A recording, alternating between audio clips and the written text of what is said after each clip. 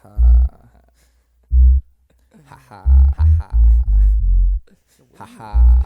is kind of a funny story.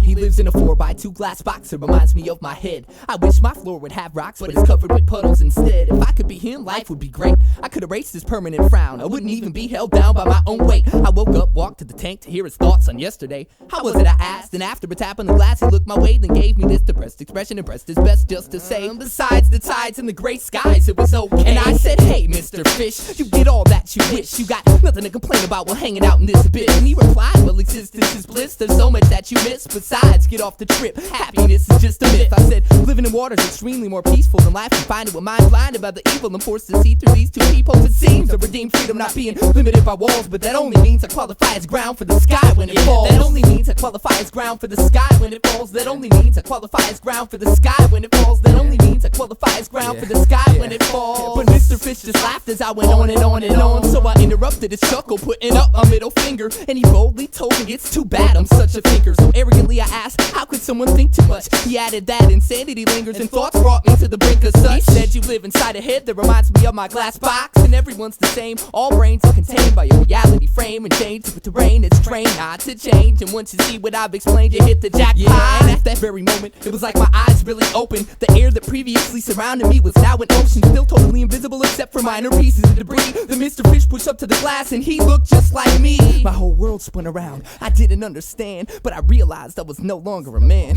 So I thought about what he said and asked him what was going on. And he said, you didn't know it, but you were the fish all along. He said, congratulations, you did it, you broke free. You're just a fish, like the rest of humanity. Now it took me a long time to get adjusted to this tank, but now I know what I am.